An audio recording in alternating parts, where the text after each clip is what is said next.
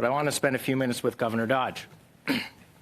Governor, you mentioned a number of months ago that one of the things that the government can do, in fact, you said about all the feds can do to tame inflation is to slow their spending. Do I have that about right? That was in an interview that you provided. More or less, yeah. Okay.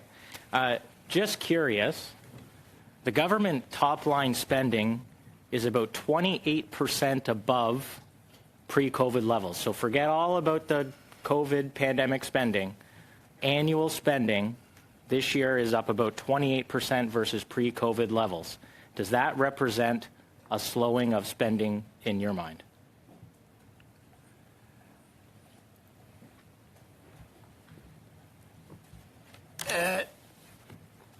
In real terms,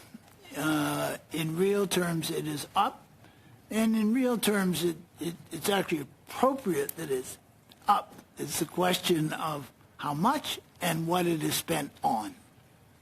Fair enough. If you think that the government really only has one lever with respect to inflation, were you surprised when members of the government claimed that the government's plan to bring inflation down is working when in 1 month out of 28% inflation dropped below the 3% target of the Bank of Canada? This is going to take time to bring inflation down.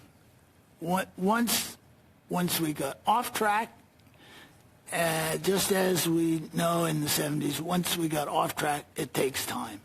And it takes a lot of effort on the part of the government, and it takes a lot of effort on the part of the central bank. I appreciate that.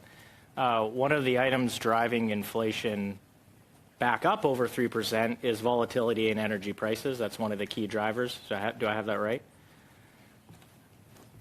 You're much smarter than I am.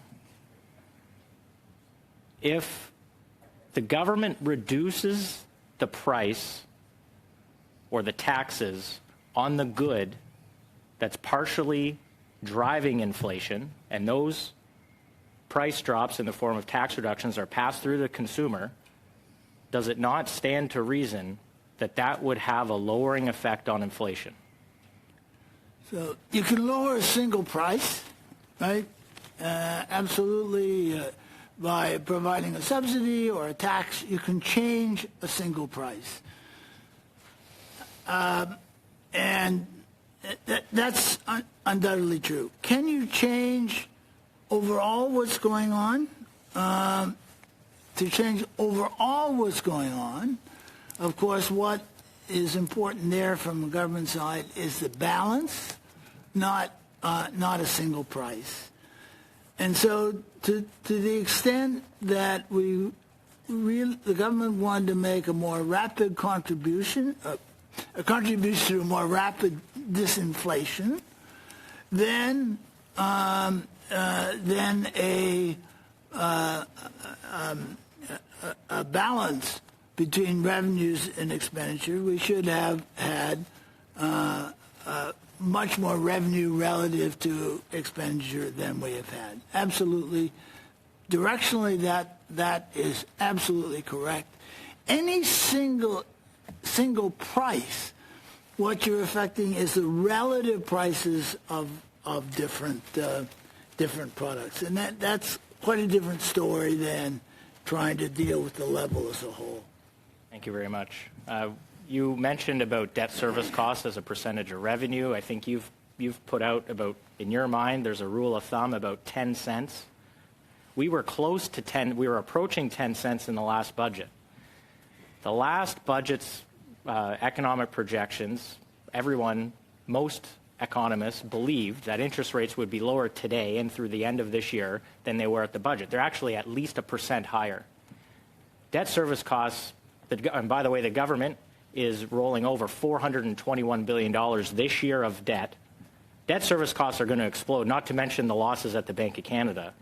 What happens when we breach that 10 cents in your mind? What do we have to think about, and what's the government have to figure out in order to bring that number back down? Well, if you're spending 10 10 cents out of every tax dollar you collect on servicing past debts,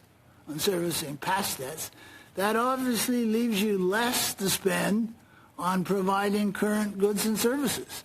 And so the problem that we collectively face now going forward is that we're going to have growth of the economy or growth of the base revenues of government, which is going to be equal to or perhaps even less than the interest rates. And so past debt, the burden of past debt will increase year after year rather than being eroded. Thank you very much, Governor.